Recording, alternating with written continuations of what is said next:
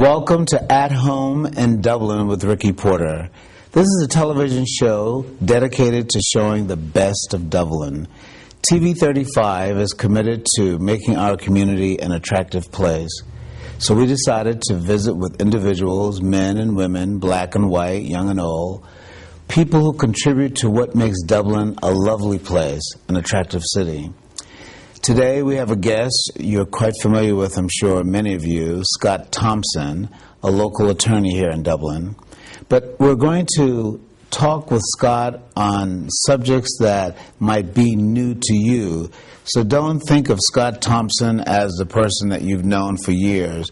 Think of him as a new guest on the At Home in Dublin with Ricky Porter show, trying to bring out new subjects, new themes about Dublin.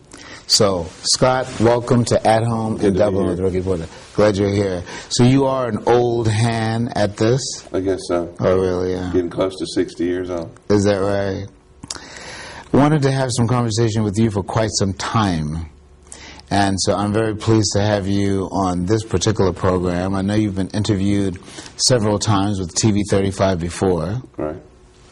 This particular show, At Home in Dublin with Ricky Porter, is a little different in the sense that we try to cover niches or themes that have not been covered before. For example, with your background and history, even though your professional work is as an attorney, correct? Right. Real estate primarily. Real estate primarily. A graduate of Mercer University? Yes. Did you go to Mercer Law School as well? Atlanta Law School. Atlanta Law School. Okay. Our conversation is going to deal more with history. And I like to begin the conversation with history regarding the African American community of Dublin. Okay. I've been in Dublin for 7 years, and I have learned a little bit. For example, I work on the south side of Dublin, and the south side is considered a historic black area. I have parishioners who live in Scottsville, another historic black area of Dublin. And then I have several parishioners and much community work in an area called Tailfair. Tell me a little bit about these names, and you can start with anyone that you like. Well, probably the oldest neighborhood, known neighborhood with a name, would be Scottsville. Was a Reverend John Scott that lived somewhere close to Dudley Cemetery in maybe the 1880s. And the neighborhood grew up primarily around an old furniture factory, Dublin Furniture Manufacturing Company, which was located near Roach's Cotton Gin. And all the streets there are named for presidents, or Republican presidents, I might add, in the years after the Civil War, and states of the United States. And again, it's primarily east of North Decatur Street.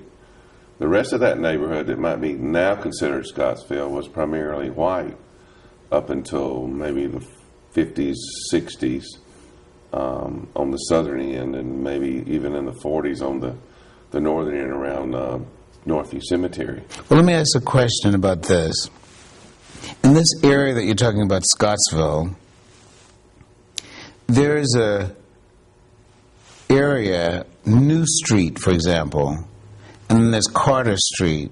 Mm-hmm. Were those predominantly white, or was New Street established as a street for upward mobile blacks? Because I know individuals who live on New Street, and they've always been African American. Yeah. And they've always primary New and Carter would have been, but just to the west would have been white people. Exactly. Yes. Okay. So it was a mild or a slow form of integration based on economics. Yes. Yes. Okay. So continue about Scottsville. Scottsville was the predominant location of African Americans in the city, keeping in mind up until at least the 1920s or 30s, most African Americans in Lawrence County lived outside of the city limits of Dublin. Those who lived inside were not really farmers, they were more The women may have been maids, and the men working in the different businesses and industries in the town area. Down where the Dublin Furniture Company was, later on became the Harriet Holsey Industrial College.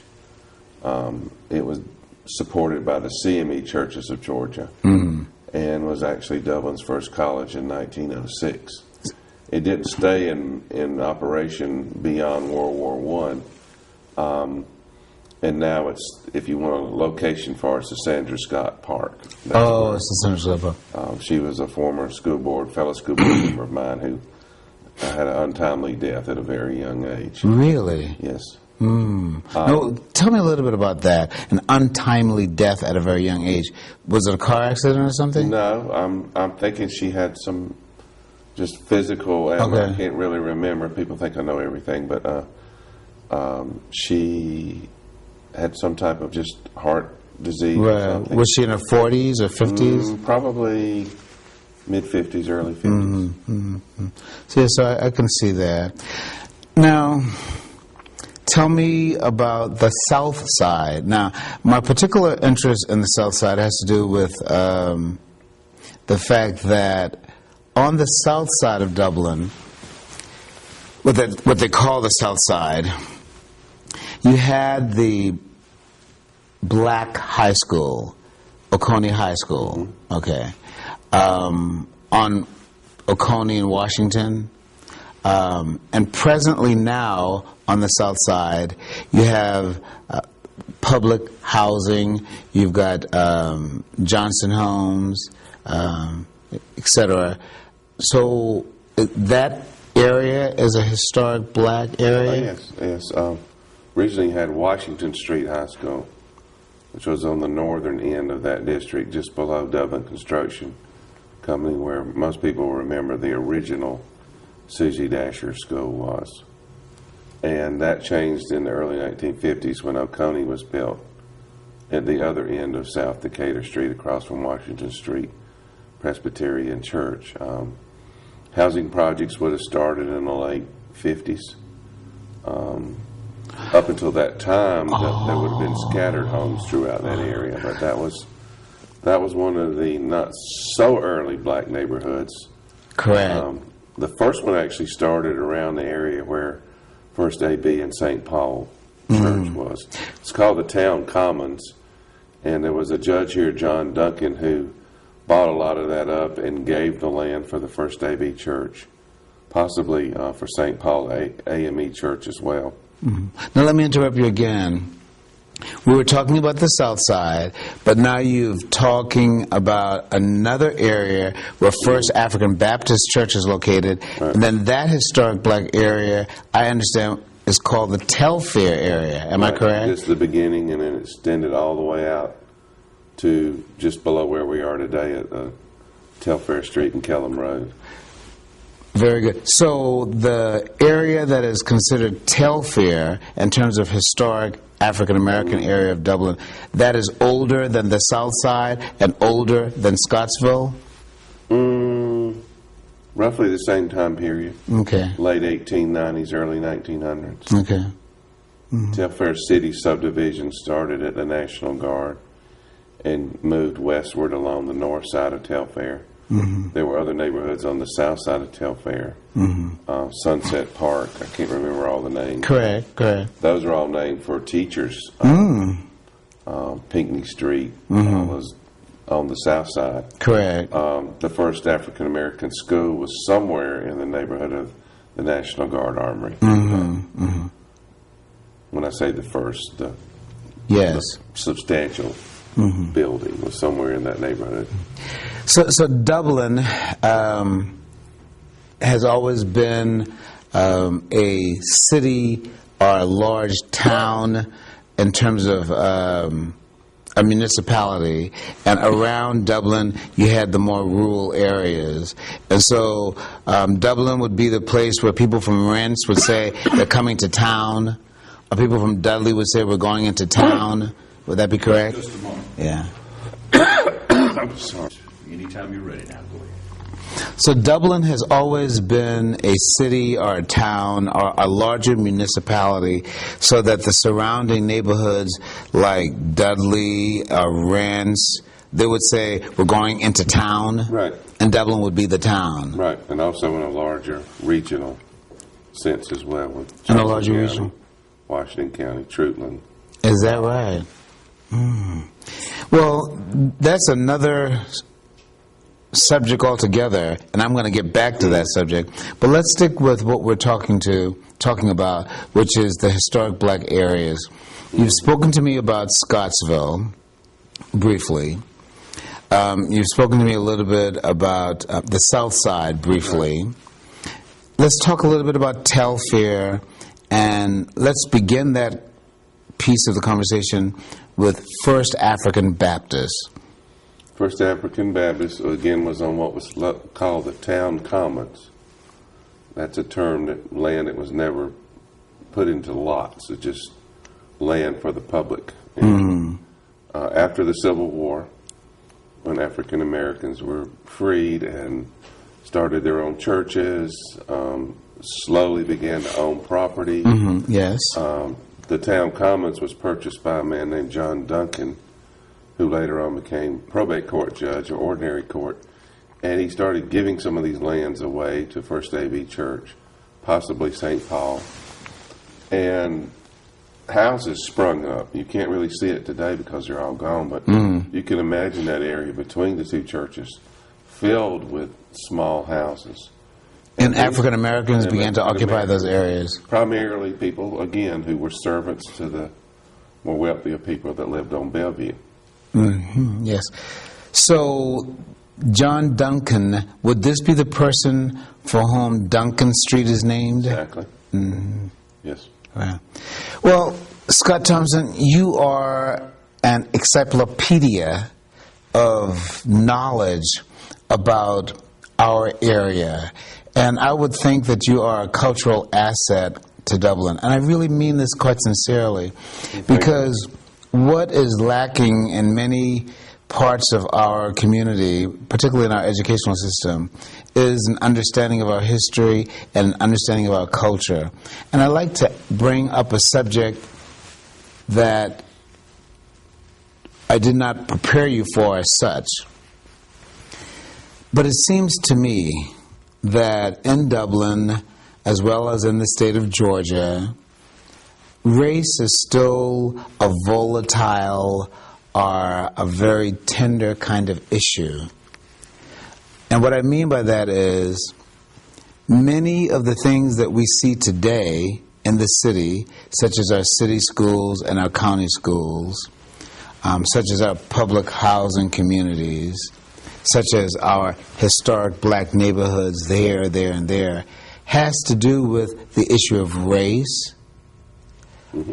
And you spoke earlier regarding these historic black areas coming into being after the Africans became freed, Emancipation Proclamation, after the Civil War, 1865, 1866, 1867. Right.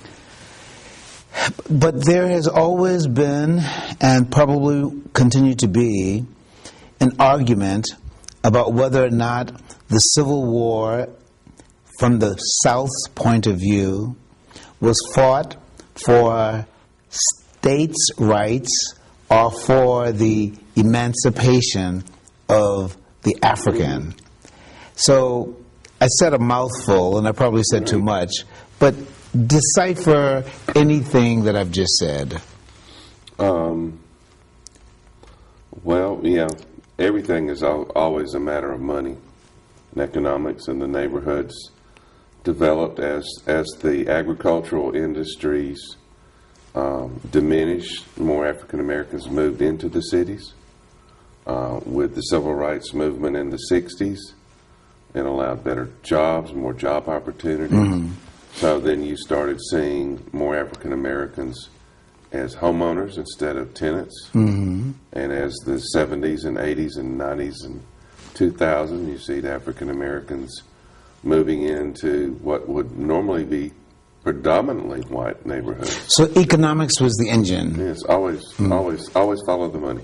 Follow the money. So, for example, in an area like, let's say an area like Telfair, such as where the present-day Saxon Elementary School is, Smith Street, Jefferson Street, those areas originally were Middle-class white. middle-class whites. Right. Few tenants, but some homeowners, mixture. It stayed that way up until probably the mid-'70s, and then slowly started to evolve, and now it's probably, I won't say 100%, but close to it. 99.9% black. And so we have a term that we use as African Americans with more economic means moved into those areas, then whites left the area. Right. We call it traditionally white flight. Right. But it's also economic flight, too, to move to houses where there weren't rental properties. Right. From my lawyer experience, that has a lot to do with the way neighborhoods develop. As far as, I guess there's never a perfect scenario, race relations, but I do think our community has, despite all the really negative and in some cases horrible things, has made a lot of strides, and, especially with integration in 1970. A lot of the smoothness of that was based on the influence that the members of Washington Street Presbyterian Church had. A lot of those people were educators, and the city started preparing for that integration 5 years before the full integration, which made it a little bit easier. I would like at some point to do a show that would talk more specifically about race. However, I can say that many of the guests who have been on the show before have mentioned that one of the things about Dublin that is attractive is that there is a cordiality or a comity or a civility or a southern kind of gentility regarding the people of Dublin. Black or white, people tend to refer to one another in respectful tones and manner. Yeah, that's how I was taught.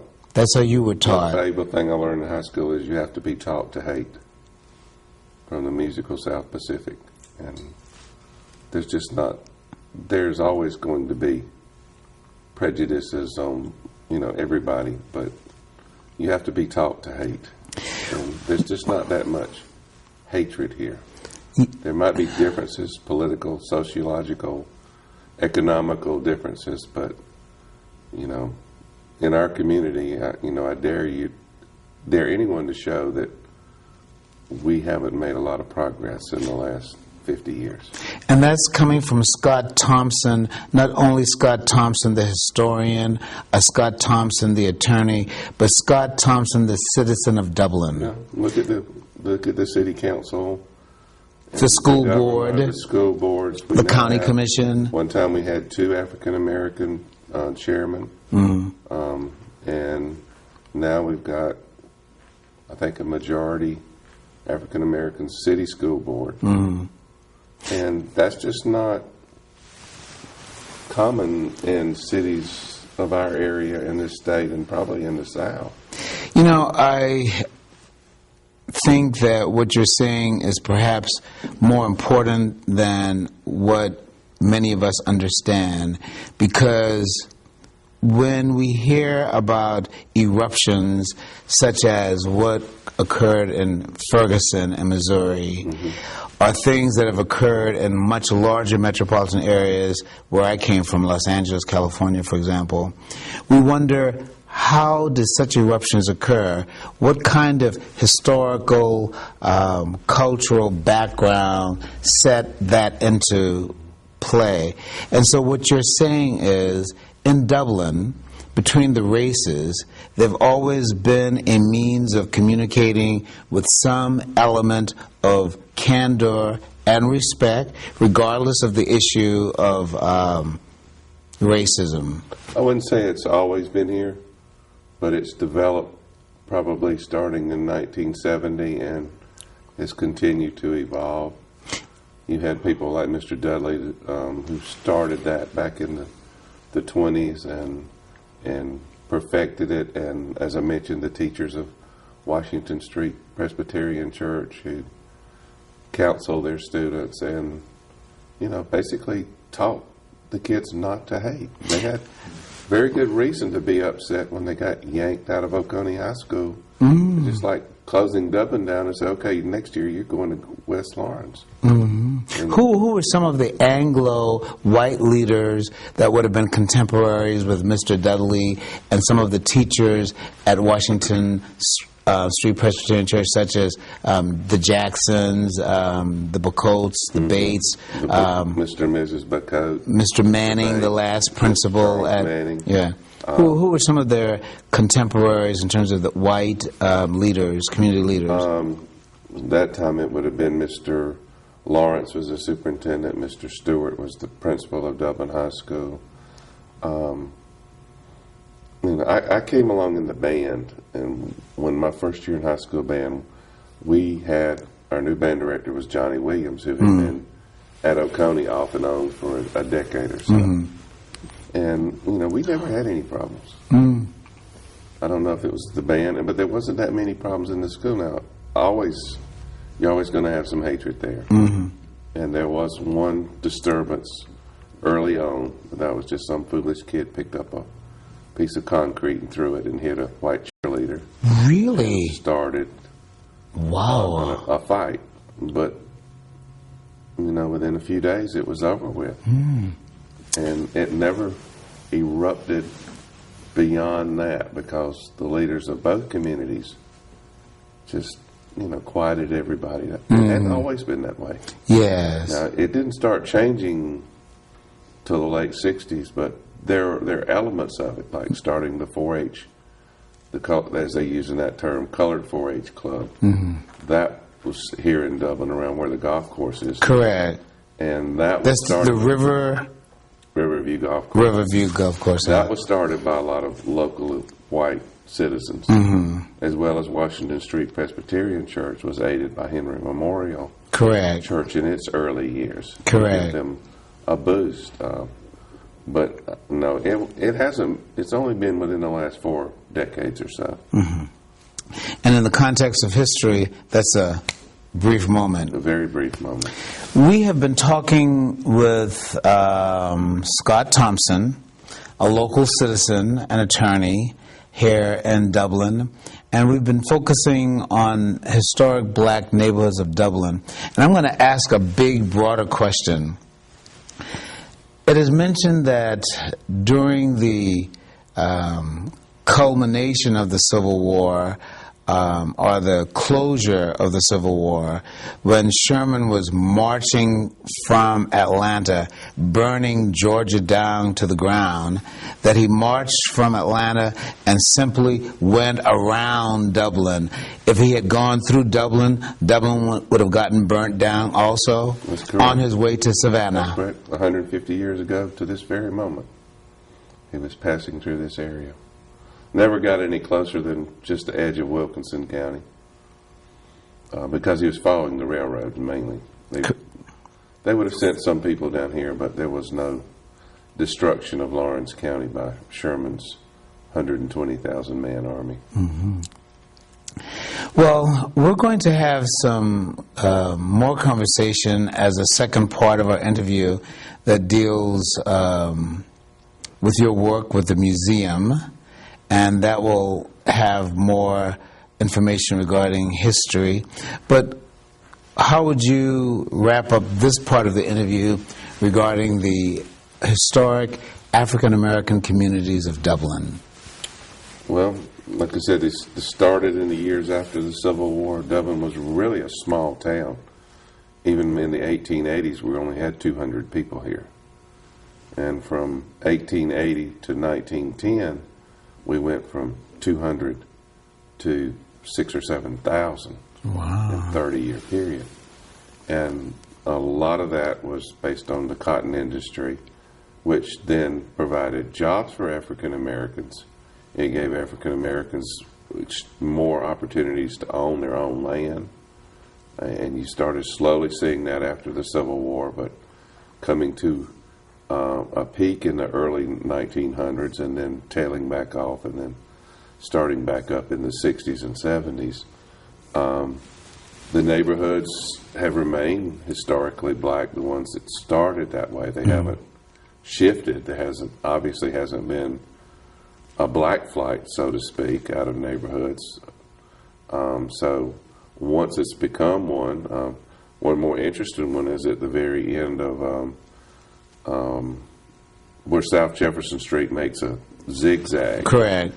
And that was sort of the Bellevue Avenue of the African American community, where the wealthier African Americans, William Hughes, who was a well-known postmaster here, Edwin Bates, yes. Right next door to the Hugheses, Sugar Ray Robinson's grandmother lived there. He spent his summers playing on those streets. George and Cleopatra Hollingsworth, all through that area were the more wealthy African Americans in much larger, much nicer houses. First 2 blocks after it makes that turn, at Smith Street. Right. And remember, that was also the highway too at one time. The highway went that way instead of going straight. Oh, okay. As it does today. I didn't know that. Well, one thing that I can say as a part of closure too is that we do have grassroots community organizations that are committed to working in the areas that we've talked about, such as the Southside Community Association that's working on the South Side, and we have the Dublin Rising organization that's also working on the South Side as well as the Telfair area. So there is an effort to not only maintain these areas, but also to develop these areas.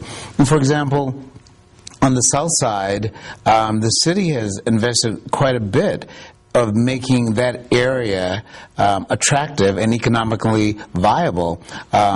The establishment of the new city department, city police department there. That's what I'm saying earlier. The white community has tried to accommodate and improve. Right. And I don't know if you see that. I do see it. I think we see in it. other places around. Oh, I see. The South. Right, okay. So Dublin can be a model for the South. I think so. Good. Thank you very much. Thank you.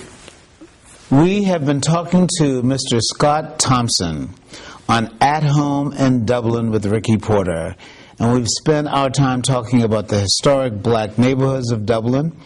We will have further conversation with Scott Thompson, focusing on his hobby, his interest of history, and talking about the new museum that's going to be established here in the city of Dublin. Thank you very much for being with us, and thank you again, Scott. Thank you. I guess that's our second sign off.